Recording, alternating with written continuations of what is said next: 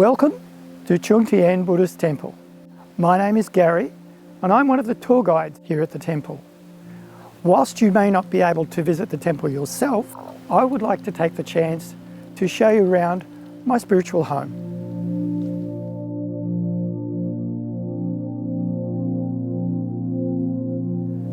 I'm now standing in the entrance of Chung Tian Buddhist Temple, and I'm standing beside a statue of our founding master, Venerable Master Xingyun. This temple is one of 300 temples worldwide. And at our temple, we have ordained venerables, such as Venerable Master Xingyun. Here we have ordained nuns, and also we have, as our volunteer, and I'm one of them, our BLIAQ, which is the Buddhist Light International Association of Queensland. On my left-hand side, we have the reception office, so if you're visiting the temple, you could call into the reception office and book your meditation classes or tours of the temple. And on my right-hand side is the BLIAQ office, where volunteers and the staff help run the voluntary arm of this Buddhist temple. Right now I'm standing out the front of our main shrine. And before we proceed into the main shrine, I'd just like to point out some characteristics of this particular temple. It's actually been built in the style of the Ming Dynasty. And the colours of this temple are representative. The gold colour represents the Enlightenment, the Buddha's Enlightenment, and the red colour is very auspicious for Chinese people. I'd like now for you to look up to the top of the entrance to the temple, and along the ridgeline you'll see terracotta figures, and they represent dragons, which in Chinese culture link heaven and earth. And then if you come right to the end of the ridgeline, you'll see a group of figures, and right at the very end you see a bird, and it's looking back over its shoulder. It's a phoenix, and the phoenix represents that we should always be aware of those people that aren't as well off as us, and we should be caring about people that need our compassion.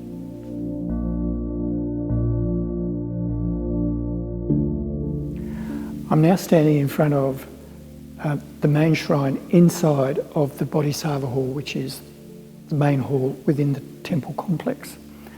I'd like to point out to you this whole area, from this pagoda of lights to that pagoda of lights, from the floor that I'm standing on right up into the statue of Guan Yin Bodhisattva.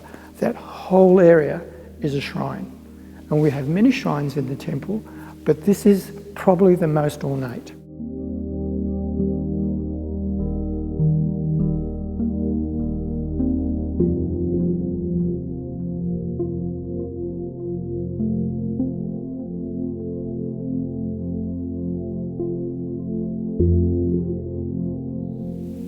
I'm now sitting in front of the shrine in the meditation hall, arguably the most important room within the temple complex, according to Gary. And the reason why I say it's so important is because this is the room where people first come to the temple head for. Most people that come to this temple sign up for our meditation classes. They're very popular. And every meditation class has a different teacher. So we have 3 levels of teaching meditation in this temple. That's one for beginners, one for the people that have been here a while, and the one for the people that have been here a long while.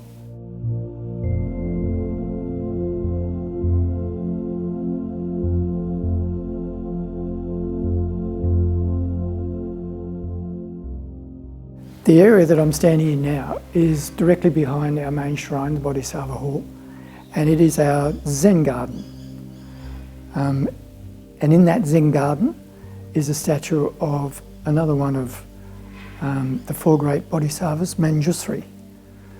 This Bodhisattva actually helped our historical Buddha to become enlightened. The area that I'm standing in is also one of our later parts of our construction is the art gallery, And at the end of the art gallery is our coffee shop. The art gallery has different showings of art about every 8-12 weeks.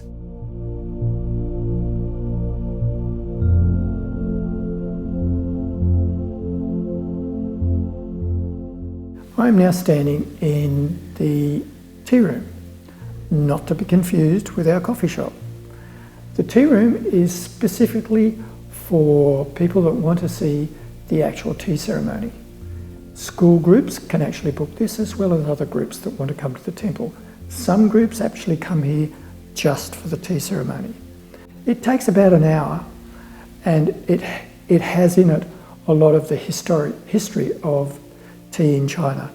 Some 3 millennia ago, the Chinese were brewing tea as part of their culture. Interestingly, they use tea a lot like we do. When we have guests in our home, first thing that comes out is the tea. In Chinese culture, the same thing happens. They also have it as part of their wedding ceremonies. If there's a problem within the family, they'll sort it out over a cup of tea. Interestingly, in Chinese culture, the youngest person in the room will serve the oldest person in the room first. So if you're interested in tea, come to Chung Tian Temple.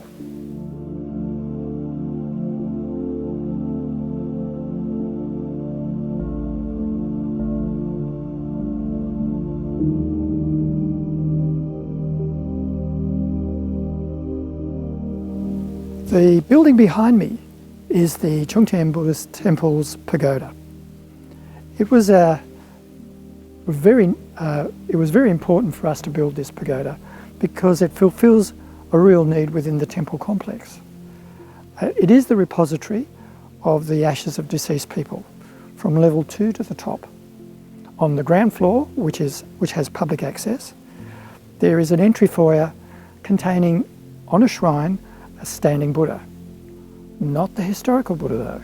He is the Amitabha Buddha, or the Buddha of the Western Pure Land, or the Buddha of Infinite Light. Buddhas have lots of names, and he's no different. There's 2 side rooms to the pagoda, off the foyer. One has a statue of the Ksitigarbha Bodhisattva, and the other one has a seated figure of the Amitabha Buddha. All of these rooms have public access, and people are welcome to come to the temple to view the pagoda or to make an offering for their loved ones who may be deceased.